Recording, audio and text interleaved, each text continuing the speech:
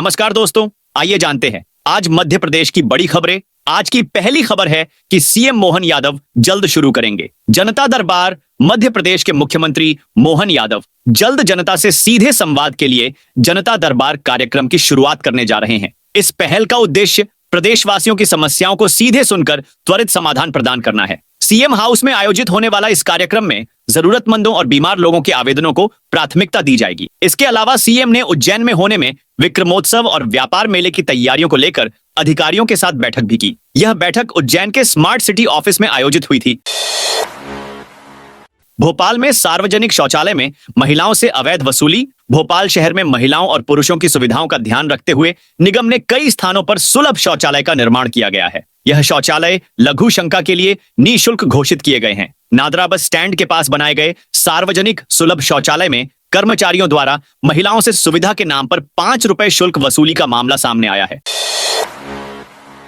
मध्य प्रदेश के कई जिलों में घना कोहरा। मध्य प्रदेश में साल 2025 की पहली सुबह कड़ाके की सर्दी रही। वहीं कई शहर कोहरे की आगोश में रहे। भोपाल, उज्जैन और शाजापुर में इतना घना कोहरा रहा कि 50 मीटर बाद कुछ नहीं दिखा। भोपाल में सुबह 9 बजे के बाद सूर्यदेव के दर्शन हुए। सागर, बालाघाट के मलाजखंड और दमोह में 200 से 500 मीटर तक विजिबिलिटी रही। अगले 2 दिन ऐसा रहेगा। प्रदेश का मौसम 2 जनवरी को ग्वालियर, मुरैना, भिंड, श्योपुर, शिवपुरी, दतिया, गुना, अशोकनगर, नीमच, मंदसौर, आगरमालवा, राजगढ़, सीहोर, भोपाल, विदिशा, रायसेन, सागर, निवाड़ी, टीकमगढ़, छतरपुर, दमोह, जबलपुर, पन्ना, सतना, रीवा, मऊगंज, सीधी और सिंगरौली में हल्के से मध्यम कोहरा रहेगा। वहीं नीमच, मंदसौर, जबलपुर, पन्ना और रीवा में शीतलहर चलेगी। 3 जनवरी को नीमच, मंदसौर, ग्वालियर, श्योपुर, शिवपुरी, मुरैना, भिंड, दतिया, निवाड़ी, टीकमगढ़, छतरपुर, पन्ना, सतना और रीवा में हल्के से मध्यम कोहरा छाया रहेगा।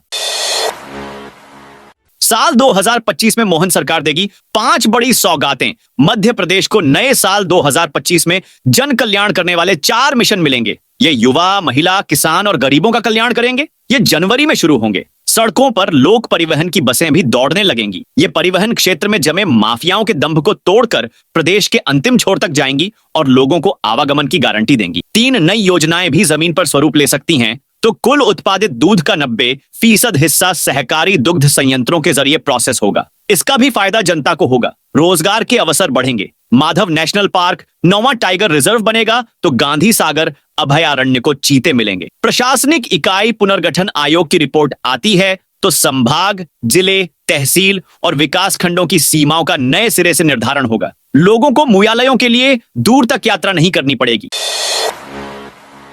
अब बैंकों में कामकाज 10 से 4 बजे तक। नए साल में बैंकिंग सेवा में बदलाव होने जा रहा है। अब प्रदेश की बैंकों में सुबह 10 से शाम 4 बजे तक ग्राहक लंच समय छोड़कर बैंकिंग सेवाएं ले सकेंगे। इसके बाद शाम 5 बजे 1 घंटे बैंक कर्मचारी अन्य शेष कार्य करेंगे। स्टेट लेवल बैंकर्स समिति की पूर्व में हुई बैठक में यह निर्णय लिया गया। राजधानी में सार्वजनिक क्षेत्र की बैंकों की संख्या 938 एवं प्रदेश में 7613 है। यूनियन बैंक के क्षेत्रीय महाप्रबंधक बिरजा प्रसाद दास ने कहा, एक जैसा समय होने से ग्राहकों को सहूलियत मिलेगी।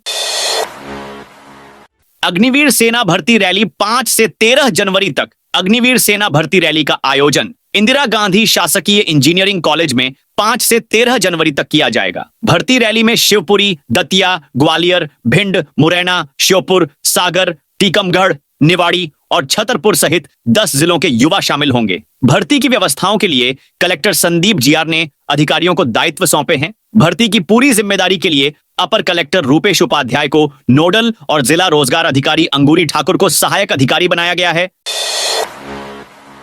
3 जनवरी को संघ प्रमुख भागवत इंदौर आएंगे। इंदौर में 3 जनवरी को संघ प्रमुख मोहन भागवत का आना तय हो गया है। वह इस दौरान मालवा और निमाड़ में 3 दिन तक रहेंगे। इसको लेकर सुरक्षा एजेंसियों को अलर्ट पर रखा गया है। भागवत जिन कार्यक्रम में शामिल होंगे वहां और संघ मुख्यालयों अर्चना और सुदर्शन पर पुलिस की सुरक्षा बढ़ा दी गई है। भागवत इंदौर में दशहरा मैदान पर होने वाले घोष वादन कार्यक्रम में शामिल होने के लिए आ रहे हैं। इस कार्यक्रम में 28 जिलों के स्वयंसेवक भाग लेंगे। इसके साथ साथ वह निमाड़ क्षेत्र में ओंकारेश्वर और मंडलेश्वर में आयोजित कार्यक्रमों में भी भाग लेंगे। इसके साथ ही कुछ और कार्यक्रम भी हैं जो संघ स्तर पर होंगे। लंबे समय तक भ्रष्टाचारियों की फाइलें नहीं रोक पाएंगे अफसर। अब जांच के बहाने अफसर भ्रष्टाचारियों की फाइलें लंबे समय नहीं रोक पाएंगे। हर फाइल सरकार तक नहीं भेजी जाएगी। नियुक्तिकर्ता अधिकारी को ही अभियोजन स्वीकृति के अधिकार सरकार ने दे दिए हैं। यहां तक कि अनुमति देने की टाइमलाइन भी तय कर दी। इस संबंध में आदेश जारी कर दिए हैं। आदेश में कहा है कि नियुक्तिकर्ता अधिकारी परीक्षण में पाता है कि प्रकरण अभियोजन स्वीकृति के योग्य है तो उसे 45 दिन में स्वीकृति जारी करनी होगी। अभियोजन स्वीकृति के बाद जांच अधिकारी द्वारा न्यायालय में चालान प्रस्तुत करने की स्थिति में इसकी सूचना नियुक्तिकर्ता अधिकारी को देगा, जिससे आगे कार्रवाई की जा सके। नियुक्तिकर्ता केस अभियोजन स्वीकृति के योग्य नहीं पाता तो वह अपने अभिमत के साथ 30 दिन में विधि विभाग को भेजेगा। विधि विभाग 15 दिन में प्रशासकीय विभाग को कारण सहित अभिमत देगा। पटवारी बोले सौरभ शर्मा की लाल डायरी में कई बड़े नाम। परिवहन विभाग के पूर्व आरक्षक सौरभ शर्मा के मामले में करोड़ों रुपए की नकदी, सोना, चांदी और संपत्तियों के दस्तावेज सामने आए हैं। भोपाल से लेकर दिल्ली तक इस मामले में सरकार पर कांग्रेस हमलावर है। पीसीसी चीफ जीतू पटवारी ने दावा किया है कि छापेमारी के दौरान लोकायुक्त को एक लाल डायरी मिली है। उस डायरी में कोडवर्ड में रसूखदारों के नाम लिखे गए हैं। इंदौर को नए साल में मिलेगी 2 नई इंटरनेशनल फ्लाइट। इंदौर के देवी अहिल्याबाई होलकर एयरपोर्ट को जल्द ही एक और डायरेक्ट इंटरनेशनल फ्लाइट मिल सकती है। इसे लेकर तैयारियां शुरू हो गई हैं। यह फ्लाइट इंदौर से बैंकॉक के लिए उड़ान भरेगी। एयरलाइंस कंपनी ने एजेंट्स को मार्च अंत से नई उड़ान शुरू करने का आश्वासन दिया है। शुरुआत में इसे सप्ताह में 3 दिन चलाया जाएगा। एयरपोर्ट सूत्रों की माने तो इंडिगो और एयर इंडिया एक्सप्रेस दोनों ही एयरलाइंस इंदौर बैंकॉक फ्लाइट शुरू करने की तैयारी में है। एमपी ऑनलाइन से भी कर सकेंगे नए बिजली कनेक्शन का आवेदन। मध्य क्षेत्र विद्युत वितरण कंपनी द्वारा कंपनी कार्य क्षेत्र के भोपाल, नर्मदापुरम, ग्वालियर एवं चंबल संभाग के अंतर्गत आने वाले 16 जिलों के बिजली उपभोक्ताओं को नए वर्ष में सौगात दी है। बिजली उपभोक्ता अब एमपी ऑनलाइन के माध्यम से भी ऑनलाइन आवेदन कर नया बिजली कनेक्शन ले सकेंगे। इसके लिए मध्य क्षेत्र विद्युत वितरण कंपनी ने m.p.online से अनुबंध संपादित किया है और बिजली उपभोक्ताओं को यह सुविधा जनवरी 25 के अंतिम सप्ताह से मिलना शुरू हो जाएगी। कर्मचारियों को एनएमओपीएस की advisory. National movement for old pension scheme NMOPS राष्ट्रीय संगठन ने मध्य प्रदेश के कर्मचारियों को एडवाइजरी जारी की है, जिसमें कहा गया है कि यूनिफाइड पेंशन स्कीम यूपीएस का विकल्प बहुत सोच समझकर चुनें। इससे कहीं अधिक बेहतर नेशनल पेंशन स्कीम एनपीएस है और सबसे बेहतर ओल्ड पेंशन स्कीम ओपीएस ही है। इसीलिए ओपीएस के आंदोलन को मजबूत करें। भारत सरकार 1 अप्रैल 2025 से यूपीएस लागू कर रही है। इससे पहले कर्मचारियों को यूपीएस एनपीएस का विकल्प चुनना है, जिसकी प्रक्रिया शुरू हो चुकी है।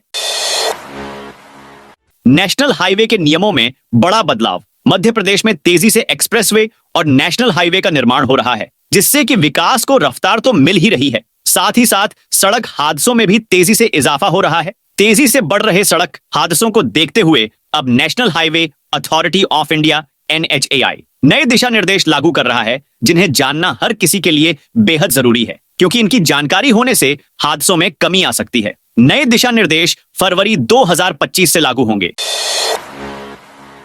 एमपी पीसीएस के लिए नोटिफिकेशन जारी। मध्य प्रदेश लोक सेवा आयोग MPPSC राज्य सेवा परीक्षा 2025 के लिए अहम अपडेट जारी हो गया है। MPPSC ने राज्य सेवा परीक्षा 2025 के लिए नोटिफिकेशन जारी कर दिया है। इस भर्ती परीक्षा के माध्यम से डिप्टी कलेक्टर, डीएसपी और नायब तहसीलदार के पदों पर भर्तियां की जानी है। इसके लिए आवेदन प्रक्रिया 3 जनवरी 2025 से शुरू हो जाएगा। आवेदन करने की अंतिम तारीख 17 जनवरी 2025 तय की गई है। आवेदन करने के लिए आधिकारिक वेबसाइट पर जाना होगा।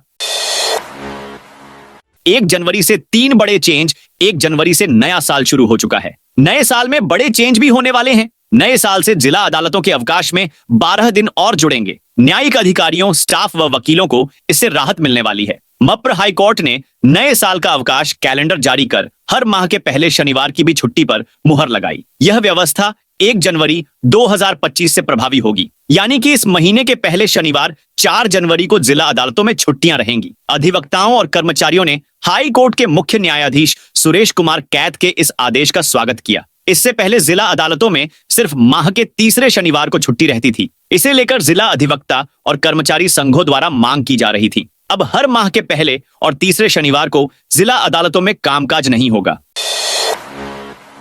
बंद होंगे 3 कैटेगरी के खाते। गाइडलाइन के अनुसार सभी प्रकार के निष्क्रिय बैंक अकाउंट बंद किए जाएंगे। इनमें वे अकाउंट शामिल हैं जिनमें 2 साल से किसी भी प्रकार का लेन देन नहीं हुआ है। इनएक्टिव और जीरो बैलेंस कैटेगरी के अकाउंट शामिल है। अगर आपका बैंक खाता इन 3 कैटेगरी के अंतर्गत आता है तो आपका खाता बंद हो जाएगा। समय रहते जल्द से जल्द आप अपनी शाखा में संपर्क कर बैंक अकाउंट को केवाईसी प्रक्रिया पूर्ण कर एक्टिव करवा लें, अन्यथा आपका निष्क्रिय बैंक अकाउंट बंद हो सकता है।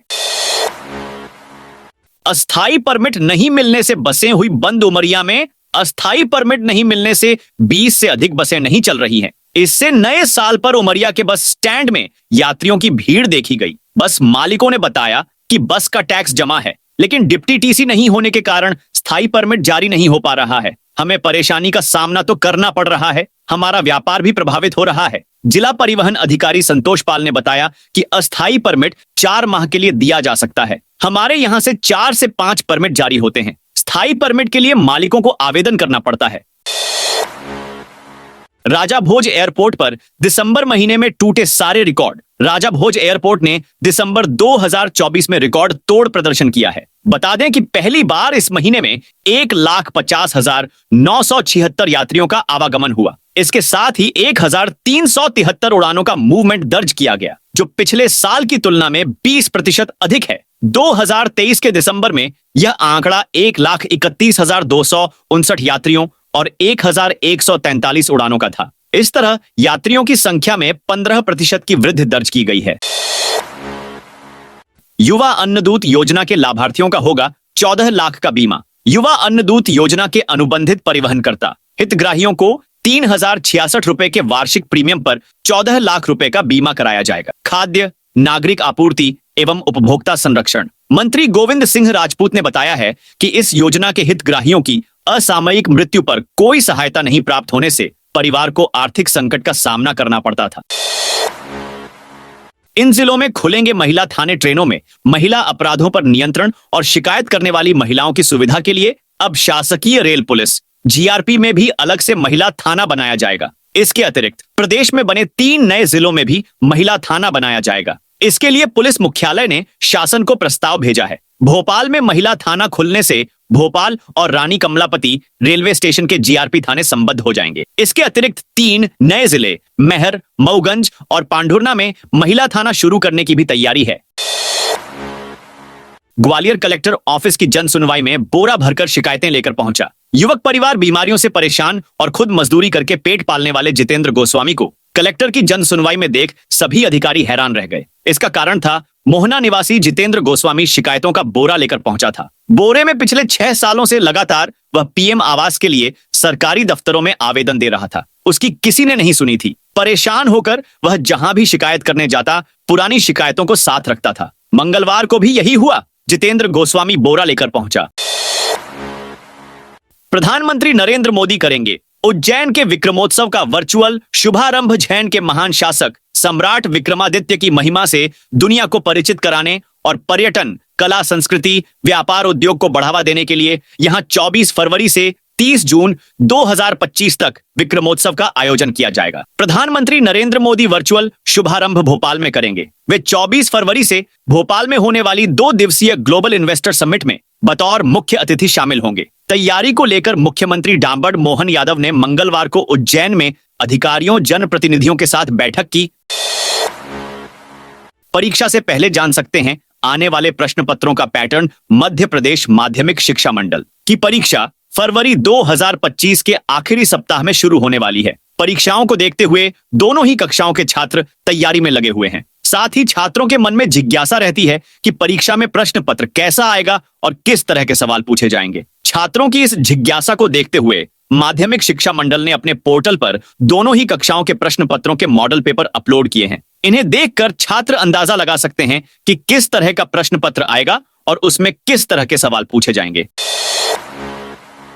15 दिन और भर सकेंगे। आयकर रिटर्न साल के अंतिम दिन आयकर दाताओं के लिए राहत का ऐलान हुआ है। केंद्रीय प्रत्यक्ष कर बोर्ड ने विलंबित बिलेटेड आयकर रिटर्न भरने की मियाद बढ़ा दी है। 31 दिसंबर को ही समय सीमा खत्म हो रही थी। अब करदाता 15 जनवरी तक रिटर्न दाखिल कर सकेंगे। केंद्रीय प्रत्यक्ष कर बोर्ड सीबीडीटी ने इस संबंध में अधिसूचना जारी कर दी है। इंदौर में जल्द चालू होगी मेट्रो। इंदौर में मेट्रो रेल परियोजना के शुरू होने में ज्यादा समय नहीं लगेगा। मेट्रो चलाने के लिए अब मेट्रो रेल सुरक्षा आयुक्त CMRS की हरी झंडी का इंतजार है और सब कुछ ठीक रहा तो शहर में इस महीने या अगले महीने से मेट्रो रेल दौड़ना शुरू कर सकती है। Madhya Pradesh metro rail corporation limited MPMRCL ने तैयारी पूरी कर ली है। सौरभ शर्मा के ठिकानों पर ईडी ने मारे छापे। ईडी ने सौरभ शर्मा और अन्य के मामले में MP के भोपाल, ग्वालियर और जबलपुर जिलों में स्थित विभिन्न ठिकानों पर तलाशी अभियान चलाया। करीब 23 करोड़ से अधिक की चल अचल संपत्ति से जुड़े दस्तावेज बरामद हुए हैं। बीते दिनों सौरभ शर्मा के दोस्त चेतन की गाड़ी से 54 किलो सोना और 11 करोड़ रुपए बरामद हुए थे। इतनी भारी मात्रा में सोना और कैश बरामद होने के बाद मामले की जांच 4 अलग अलग एजेंसियों ने करनी शुरू की है। इसी सिलसिले में ईडी ने सौरभ शर्मा और अन्य के मामले में MP के भोपाल, ग्वालियर और जबलपुर जिलों में स्थित विभिन्न ठिकानों पर तलाशी अभियान चलाया। इस तलाशी अभियान में करोड़ों रुपए के चल अचल संपत्ति से जुड़े दस्तावेज बरामद किए गए थे। इसे फिलहाल ईडी ने जब्त कर लिया है। जारी हुई CBSE CTET आंसर की केंद्रीय माध्यमिक शिक्षा बोर्ड ने CBSE CTET दिसंबर सेशन परीक्षा की प्रोविजनल आंसर की जारी कर दी है। उम्मीदवार ऑफिशियल वेबसाइट पर जाकर OMR आंसर शीट और उत्तर कुंजी डाउनलोड कर सकते हैं। ऑन ऑब्जेक्शन विंडो भी खुल चुका है। उम्मीदवार आपत्ति दर्ज कर सकते हैं। यह सुविधा 1 जनवरी 2025 से लेकर 5 जनवरी 2025 रात 12 बजे तक उपलब्ध होगी। उत्तर कुंजी पर चुनौती दर्ज करने के लिए उम्मीदवारों को 1000 रुपये प्रति प्रश्न शुल्क का भुगतान करना होगा। कैंडिडेट्स क्रेडिट कार्ड और डेबिट कार्ड के जरिए के फीस जमा कर सकते हैं। भुगतान किया गया शुल्क वापस नहीं किया जाएगा। हालांकि यदि बोर्ड द्वारा उत्तर कुंजी में कोई गलती देखी जाती है तो शुल्क वापस कर दिया जाएगा। तो दोस्तों, यह थी आज मध्य प्रदेश की बड़ी खबरें। आप इस वीडियो को कौन से जिले देख रहे हैं, उस जिले का नाम जरूर कमेंट में बताइए।